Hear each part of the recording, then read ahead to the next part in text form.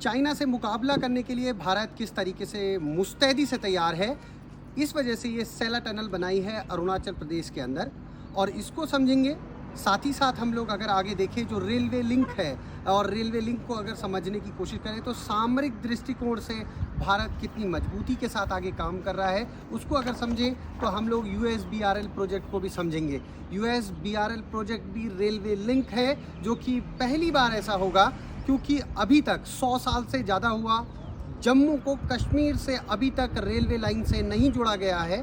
कैसे ये जुड़ेगा, क्या USBRL प्रोजेक्ट है और इसके साथ साथ क्या इसकी प्रोडक्टिविटी होगी, रैपिड डेवलपमेंट जम्मू कश्मीर के अंदर हो रहा है, इन तमाम सारे बिंदुओं पर बात करते हैं। नमस्ते। भारत आज इंफ्रास्ट्रक्चर डेवलपमेंट के मामले में अपने आप को बहुत मजबूती के साथ आगे बढ़ा रहा है। कुछ दिनों पहले आप लोगों ने सुना होगा कि सेला टनल जो कि अरुणाचल प्रदेश में है वो देश को समर्पित की गई है। देश के प्रधानमंत्री जी ने उसका लोकार्पण किया और इससे पहले अगर हम लोग देखें तो जम्मू कश्मीर के अंदर ये दोनों ऐसे राज्य हैं जो कि बहुत बड़ा एक एरिया बॉर्डर शेयर करते हैं अपने उन देशों के साथ जहां रेगुलर डिस्प्यूट्स बना हुआ हमेशा रहता है, चाहे वो पाकिस्तान की तरफ से हो चाहे वो चाइना की तरफ से। आप लोगों ने कुछ समय पहले ये जरूर सुना होगा कि डोकलाम में, गलवान घाटी में या यूं कहें कि पेंगोंग झील में चाइना के जो जवान हैं उन्होंने एक तरीके से हाथापाई की, मुठभेड़ एक तरीके से वहां पर भारतीय सेना के साथ, भारतीय जवानों के साथ हुई है। और लगातार आप लोग ये देखेंगे जो चाइना की जो विस्तारवादी नीति है वो चाहता है कि जो तमाम सारे जो देश हैं उसके आस पड़ोस के जो देश हैं वहां उसका एक तरीके से कब्जा हो। अरुणाचल प्रदेश का जो तवांग एरिया है या अंजाव जो डिस्ट्रिक्ट है उसको एक तरीके से चाइना अपने कब्जे में मानता है और ये चाहता है कि वो आधिकारिक तौर पर उस पर एक तरीके से राज करे। अभी सेला टनल की अगर हम लोग पहले बात करें तो अरुणाचल प्रदेश की ज्योग्राफी को अगर हम पहले समझें तो ये जाने कि जो उसका नॉर्थ वेस्टर्न पार्ट है वहां पर जो ठीक बॉर्डर पॉइंट पर एक इलाका है तवांग डिस्ट्रिक्ट। तवांग डिस्ट्रिक्ट इसलिए महत्वपूर्ण है क्योंकि अपना वो बॉर्डर शेयर करते हैं भूटान से, तिब्बत से और LAC से या यूं कहें कि चाइना से। तो तवांग डिस्ट्रिक्ट पर एक तरीके से बहुत आसानी से कब्जा चाइना कर सकता है।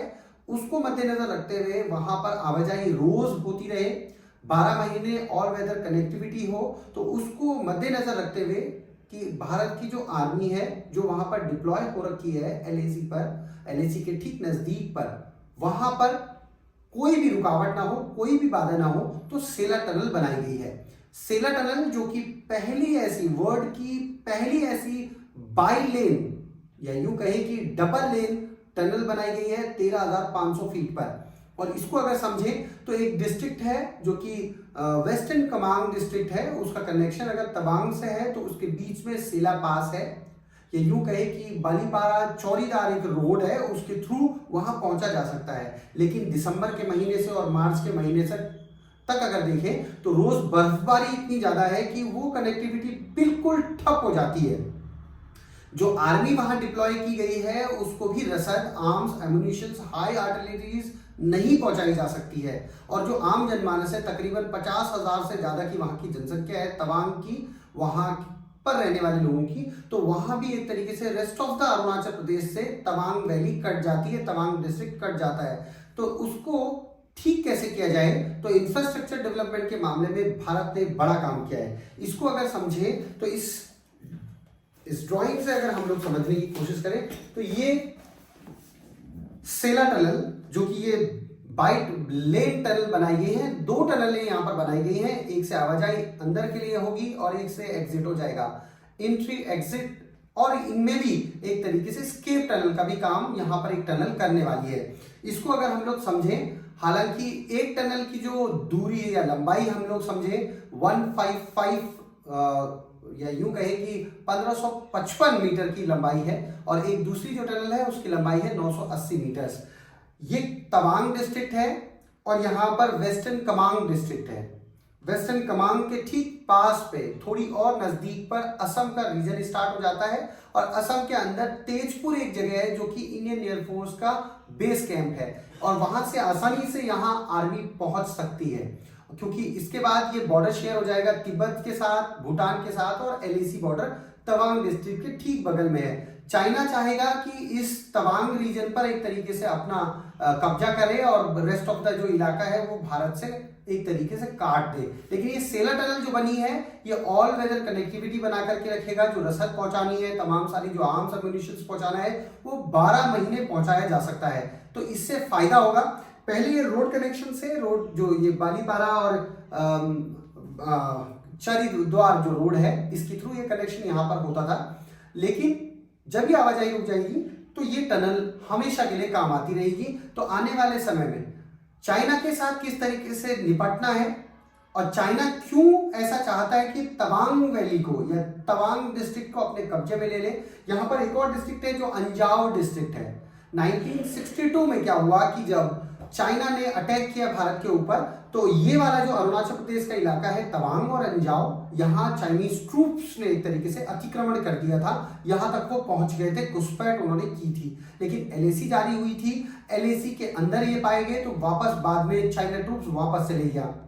भारत का अभिन्न अंग है तवांग और अंजाव। और हम ये भी चाहते हैं, हम ये भी जानते हैं कि भारत किस मजबूती के साथ आज अपने दुश्मन देशों का मुकाबला कर रहा है।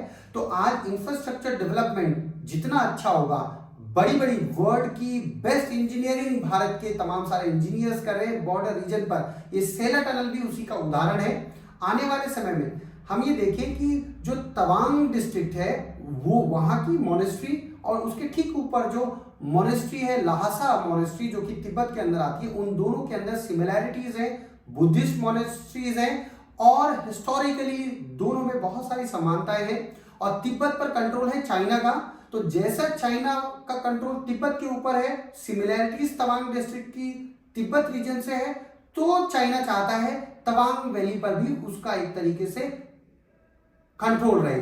दलाई लामा जब 1959 में रिफ्यूजी बन करके इंडिया में आए तो तवांग वो रीजन है जहां से वो होकर के पहुंचते हैं।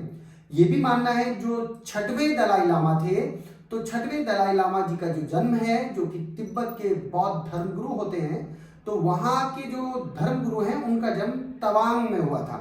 तो बार बार एक तरीके से भारत को एक तरीके से परेशान करने का काम चाइना तो करता है, लेकिन आज भारत सैन्य बल में भी और इंफ्रास्ट्रक्चर डेवलपमेंट के दम पर बहुत मजबूती से आज मुकाबला कर रहा है अपने दुश्मन देशों का। तो ये जो सेला टनल है इससे आने वाले समय में ऑल वेदर कनेक्टिविटी मिलेगी, बहुत ज्यादा वहाँ के टूरिज्म को फायदा मिलेगा और वहाँ के सोशल इकोनॉमिक डेवलपमेंट में एक बड़ा एक तरीके से काम इस समय बॉर्डर रोड ऑर्गेनाइजेशन ने किया है। बीआरओ जो कि बॉर्डर रीजन पर जो कि इंडियन मिलिट्री जो है या यूं कहे कि इंडियन आर्मी की एक फोर्स है जो कि ऐसे ऑपरेशंस में काम करती है, ऐसे ब्रिजेस बनाने का, टनल बनाने का काम करते हैं। दूसरी तरफ अगर हम लोग अरुणाचल से हट करके जम्मू कश्मीर में अगर देखें तो आज भी 100 सालों से ज्यादा अभी का समय हुआ है, जम्मू और कश्मीर दोनों इलाकों को अभी तक रेलवे कनेक्टिविटी नहीं मिल पाई है।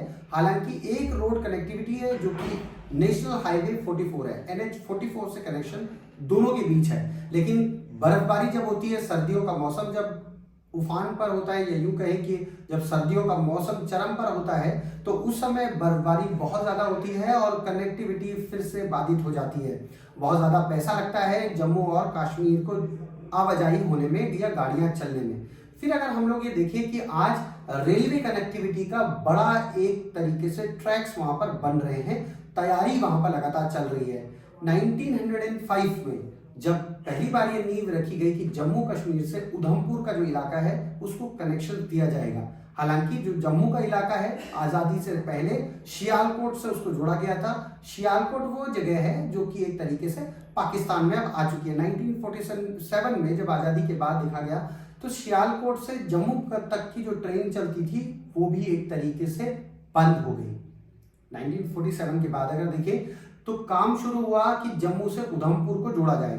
इसको अगर समझें तो एक नया प्रोजेक्ट 2002 में रखा गया जो कि तत्कालीन प्रधानमंत्री अटल बिहारी वाजपेयी साहब ने रखा और उसको नेशनल प्रोजेक्ट का नाम दिया और नाम था USBRL।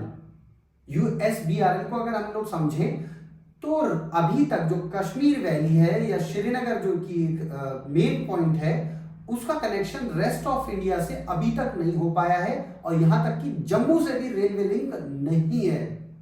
तो अगर आप लोग देखें तो अभी जो USBRL है उसका नाम है उधमपुर श्रीनगर बारामूला रेलवे लिंक का काम चल रहा है। 2002 से लगातार इसका काम चल रहा है, लेकिन 2014 के बाद इसमें बहुत ज्यादा गति आई। गति किस तरीके से आई है इसको अगर समझें तो इस ड्राइंग शीट से आप लोग आसानी से इसको समझ पाएंगे। इस USBRL को अगर आप लोग इसको देखें, इसको जूम करने की अगर कोशिश करें तो USBRL इस प्रोजेक्ट का नाम दिया गया उधमपुर श्रीनगर बारामूला रेलवे लिंक, और जो कि 272 किलोमीटर की एक तरीके से रेलवे प्रोजेक्ट है। और ये देखेंगे पठानकोट जो कि पंजाब में है, पठानकोट से जम्मू तो आ जाते थे पहले तक, लेकिन उसके बाद 2013 में ये हुआ कि 2005 में जम्मू से और उधमपुर तक फिर से जो 54 किलोमीटर की रेलवे लाइन है उसको एक तरीके से हरी झंडी दिखाई गई। उसके बाद जो काम शुरू हुआ USBRL का वो उधमपुर से शुरू होता है, उधमपुर से कटरा तक जाते हैं। ये 25 किलोमीटर का जो दायरा है ये 2013 में पूरा हुआ। और आप देखेंगे कि कटरा वो इलाका जहां से माता वैष्णो देवी जाने के लिए प्रत्येक जो श्रद्धालु हैं, तमाम सारे देश के जो लोग हैं वो वहां पहुंचते हैं मत्था टेकने के लिए, माता वैष्णो देवी के मंदिर जाते हैं। तो जम्मू से उधमपुर, उधमपुर से कटरा पहुंचते हैं और फिर माता रानी के दर्शन करते हैं। तो ये रेलवे लिंक 2014 तक काम कर रहा है, लेकिन उसके आगे अगर हम लोगों को श्रीनगर जाना है तो नहीं जा पाएंगे, क्योंकि कटरा से बनिहाल के बीच में अभी जो कंस्ट्रक्शन चल रहा है वो अंडर प्रोसेस है। 111 किलोमीटर का कंस्ट्रक्शन अभी अंडर प्रोसेस में है। लेकिन उससे ऊपर अगर हम लोग देखें, बनिहाल से श्रीनगर और श्रीनगर से बारामूला, इसका कनेक्शन अभी हुआ है। और कुछ दिनों पहले आपने सुना होगा ये बनिहाल है, बनिहाल से संगलदान 48 किलोमीटर्स का जो इलेक्ट्रिफिकेशन वर्क भी पूरा हुआ और रेलवे लाइन भी शुरू हुई है। रेलवे कनेक्टिविटी यहाँ मिली है बनिहाल से संगलदान जाने के लिए। लेकिन जो ये वाला एरिया है कटरा से और बनिहाल तक का 111 किलोमीटर का एरिया क्यों टफेस्ट है? क्योंकि ये लेसर हिमालयाज में मिलता है, पीर पंजाल जो रेंजेस हैं वहां ये पाया जाता है। इसके बीच में अगर हम लोग देखने की कोशिश करें, ये टफेस्ट रूट है 111 किलोमीटर का। हालांकि इसका 97% जो काम है वो पूरा हो चुका है, अभी कुछ काम इसमें बचा हुआ है। इस पे भी जो मार्वलस इंजीनियरिंग है वो देखने को मिल रही है इस पूरे रीजन में, कटरा से बनिहाल के बीच में, क्योंकि यहाँ पर दुनिया का, वर्ल्ड का सबसे बड़ा लॉन्गेस्ट पुल बनाया गया है जिसको चिनाब पुल कहा गया है। रियासी एक डिस्ट्रिक्ट है और बक्कल और कौड़ी दो गांव हैं, उन दोनों को ये पुल जोड़ता है। बक्कल को, एक गांव का नाम है बक्कल, एक का नाम है कौड़ी, दोनों को जोड़ता है। और जिस जिले के अंतर्गत ये चेनाब ब्रिज आता है उसका नाम है रियासी डिस्ट्रिक्ट। और इसकी अगर लंबाई नापने की कोशिश करें तो 1315 मीटर की लंबाई है और जो ऊंचाई है वो है 459 मीटर्स की लंबाई है, जो कि एफिल टावर से भी बहुत ऊंचा है। तो सबसे ऊंचा पुल यहाँ पर बनाया गया है जो कि चिनाब ब्रिज है। और एक और रेलवे का बहुत बड़ा एक काम है जो कि एक तरीके से एग्जाम्पल है, और पहला ऐसा रेल केबल स्ट्रेट बिल बनाया गया है, पुल जो बनाया गया है, केबलों पर जो पुल बनाया गया वो है अंजी खाद ब्रिज। तो दो बड़े माइलस्टोन एक तरीके से काम कर रहे हैं यहाँ पर। साथ ही साथ जो बड़ा एक टनल है जो पीर पंजाल टनल है, 12 किलोमीटर की टनल है। तो 111 किलोमीटर सबसे टफेस्ट रीजन है जिस पर काम चल रहा है। आने वाले समय में आप देखेंगे कि बारामूला से उधमपुर तक आसानी से पहुंचा जाएगा और बाकी ये श्रीनगर के जो लोग हैं आसानी से ट्रेन के जरिए कन्याकुमारी या अन्य देशों में, अन्य देश के जो स्टेट्स हैं, देश के जो अलग अलग स्टेट्स हैं वहां पहुंच पाएंगे यहाँ के लोग। तो ये कनेक्टिविटी बनाने का काम इस प्रोजेक्ट पर लगातार जारी है। तकरीबन जो कीमत है 37,000 करोड़ रुपए की लागत से ये रेलवे कनेक्टिविटी बनाई जा रही है। आने वाले समय में कितना इंफ्रास्ट्रक्चर डेवलपमेंट भारत कर रहा है कि इससे क्या होगा कि जो वहाँ के इंडस्ट्रियलाइजेशन है वो उस पर एक तरीके से बूस्टअप मिलेगा। बहुत सारी कंपनीज वहाँ आएंगी, बहुत सारे वहाँ पर रोजगार वहाँ पर बहुत सारे लोगों को मिलेगा। आने वाले समय में जो डिप्लॉयमेंट आर्मी का एक जगह से दूसरी जगह, उसमें समय कम लगेगा। जो बहुत सारा जो सेब वहाँ उगाते हैं आसानी से देश के अलग अलग राज्यों में आसानी से पहुंच पाएगा। वहाँ की जो इनकम है, वहाँ की जो इकोनॉमी है उसको बढ़ावा मिलेगा। तो ये बड़ा एक इंफ्रास्ट्रक्चर डेवलपमेंट है देश भर के अंदर। देश के प्रधानमंत्री जी ने, हालांकि हम लोग ये जानते हैं कि 2019 5 अगस्त को जब से एब्रोगेशन हुआ है 370 और 35A का, आर्टिकल 370 और 5A का। उसके बाद बहुत सारा डेवलपमेंट आप देखेंगे, वहाँ IIMs जम्मू कश्मीर में खुला है, IIT जम्मू में खुला है, आपने देखा एम्स भी खुला है। अभी G20 की बैठक वहां पर हुई। पहली बार ऐसा हुआ कि 30 सालों के बाद जो शिया जो मुसलमान है उन्होंने मुहर्रम का त्योहार मनाया। एक भी कोई घटना वहां पर आतंकवादी घटनाएं नहीं हुई हैं। तो बहुत कुछ बदलाव देखने को मिला है इन 10 सालों में। तो इंफ्रास्ट्रक्चर डेवलपमेंट के मामले में भारत ने अपने आप को मजबूत किया है। जितनी अच्छी रेलवे कनेक्टिविटी होगी, जितने ज्यादा पुल बनेंगे, टनल्स बनेंगे, उतना ज्यादा विकास उस पूरे क्षेत्र का होगा। तो तकरीबन 100 साल से ज्यादा अभी तक हुआ और जम्मू और श्रीनगर अभी तक नहीं जुड़ पाए रेलवे लाइन से, और श्रीनगर का कनेक्शन रेलवे लाइन का अभी तक अन्य प्रदेशों से नहीं हो पाया है। तो ये भी एक बड़ा प्रोजेक्ट चल रहा है USBRL प्रोजेक्ट, और जिसका काम एक तरीके से फेज वाइज चल रहा है। हालांकि केवल एक फेज का काम बचा हुआ है, रेस्ट ऑफ द फेज जो है उसका काम पूरा हो चुका है। तो भारत जिस मजबूती के साथ आगे बढ़ रहा है, एक भारत श्रेष्ठ भारत की कल्पना तब होगी जब सारे राज्यों में विकास की अलग अलग परियोजनाएं जो चल रही हैं उनको एक तरीके से पूरा किया जाएगा, और बॉर्डर रीजन पर जो रहने वाले लोग हैं वो अपना एक तरीके से जो बिजनेस है उसमें बूस्टअप उनको मिलेगा, रैपिड बूस्टअप उनके इकोनॉमी में भी आएगा। तो मजबूत भारत की बहुत सारी ऐसी नींव हैं जो कि बन रही हैं, नींव डाली जा रही हैं। और सेला टनल हो या फिर हम ये रेलवे कनेक्टिविटी की बात करें, USBRL प्रोजेक्ट की बात करें, बहुत बड़े एक तरीके से पैमाने पर यहाँ काम हो रहा है, युद्ध स्तर पर इन पे काम चल रहा है, ताकि भविष्य में अपने दुश्मनों के साथ भी बहुत मजबूती से लड़ा जाए और बहुत आसानी से लड़ा जाए। और बहुत सारी जानकारियां आप लोगों के बीच में लेकर के आते रहेंगे। आपसे निवेदन कि आप सब लोग जुड़ते रहिए। फेसबुक पर आप सब लोग चैनल को सब्सक्राइब करिए, लाइक करिए, शेयर करिए। वंदे मातरम, भारत माता की जय।